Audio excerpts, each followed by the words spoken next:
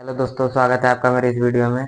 मैं आज आप सभी लोगों को कक्षा 10 के बायो में से पहला चैप्टर बताऊंगा, जैव प्रक्रम लाइफ प्रोसेस।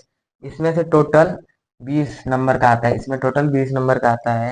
तो पहला मतलब वो होता है पोषण।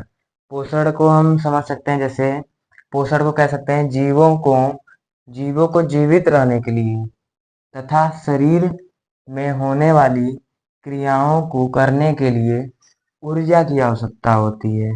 यह ऊर्जा भोजन से प्राप्त होता है, या कह सकते हैं यह ऊर्जा में भोजन के अपचयन से प्राप्त होता है। एक बार और देख लीजिए, पोषण क्या होता है। पोषण क्या होता है? जीवों को जीवित रहने तथा शरीर में होने वाली क्रियाओं को करने के लिए ऊर्जा की आवश्यकता होती है।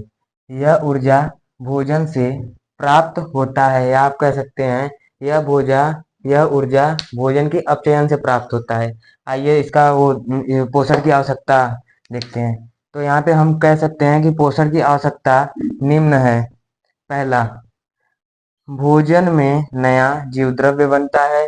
भोजन में नया जीव द्रव्य बनता है जिससे कोशिका आकार में बढ़ती है। फिर से देख लेते हैं। भोजन में नया जीव द्रव्य बनता है जिससे कोशिका अपने आकार में बढ़ जाती है। जो कोशिका होती है वो अपने आकार में बढ़ जाती है। तो दूसरा देखते हैं। यहाँ पे दूसरा देखेंगे, समस्त जैविक क्रियाओं को सुचारू रूप से चलने के लिए सभी जीवों को ऊर्जा की आवश्यकता होती है। यह ऊर्जा भोजन के अपचयन से मिलती है। मतलब समस्त जैविक क्रिया मतलब सभी जीवों को चलने के लिए ऊर्जा की आवश्यकता होती है। यह ऊर्जा में भोजन के अपचयन से मिलती है। तो तीसरा देखते हैं, नए जीव द्रव्य से कोशिकाओं और ऊतकों में होने वाली टूट फूट की मरम्मत होती है।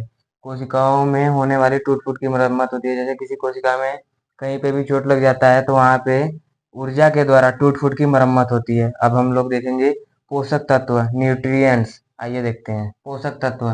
भोजन के मुख्य 5 पोषक तत्व होते हैं। देखते हैं, देखेंगे भोजन के मुख्य 5 पोषक तत्व होते हैं। तो पहला कार्बोहाइड्रेट्स, दूसरा वसाएं, तीसरा प्रोटीन, चौथा विटामिन, पांचवा होगा जल तथा खनिज लवण। तो हम लोग कार्बोहाइड्रेट्स को देखेंगे।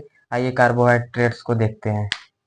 कार्बोहाइड्रेट्स में देखेंगे, यह कार्बन, हाइड्रोजन तथा ऑक्सीजन से ऑक्सीजन के मिलने से बनता है। यह कार्बन, हाइड्रोजन तथा ऑक्सीजन के मिलने से बनता है। इसके 2 प्रकार होता है। इसको फिर से देख लेते हैं। ये कार्बन, हाइड्रोजन तथा ऑक्सीजन के मिलने से बनता है। ये 2 प्रकार का होता है।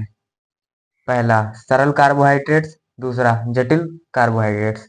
तो सरल कार्बोहाइड्रेट्स में हम देखेंगे, यह ग्लूकोज, फ्रक्टोज तथा लैक्टोज आदि के रूप में पाया जाता है। फिर से देखेंगे, यह ग्लूकोज, फ्रक्टोज तथा लैक्टोज आदि के रूप में पाया जाता है।